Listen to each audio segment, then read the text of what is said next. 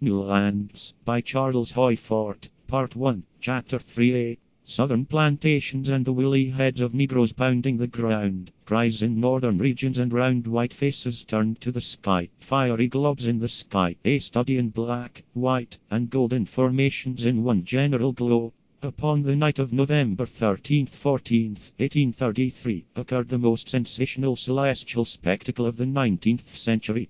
For 6 hours fiery meteors gushed from the heavens, and were visible along the whole Atlantic coast of the United States. One supposes that astronomers do not pound the ground with their heads, and presumably they do not screech, but they have feelings just the same. They itched. Here was something to formulate. When he hears of something new and unquestionable in the sky, an astronomer is diseased with ill-suppressed equations. Symbols persecute him for expression. His is the frenzy of someone who would stop automobiles, railroad trains, bicycles, all things, to measure them, run with a yardstick, after sparrows, flies, all persons passing his door. This is supposed to be scientific, but it can be monomaniac. Very likely the distress and the necessity of Professor Olmsted were keenest. He was the first to formulate. He demonstrated that these meteors, known as the Leonids, revolved around the sun once in 6 months. They didn't. Then Professor Newton demonstrated that the real period was 33¼ years.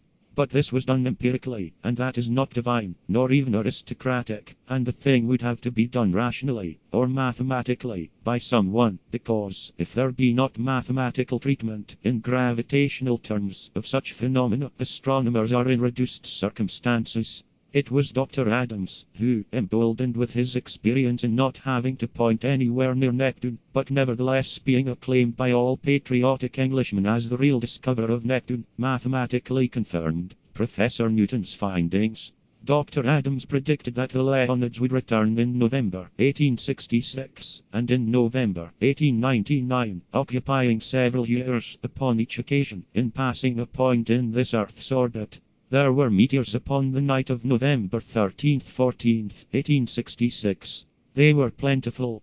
They often are in the middle of November. They no more resemble the spectacle of 1833 than an ordinary shower resembles a cloudburst. But the demonstration required that there should be an equal display, or, according to some aspects, a greater display, upon the corresponding night of the next year. There was a display the next year, but it was in the sky of the United States, and was not seen in England. Another occurrence nothing like that of 1833 was reported from the United States.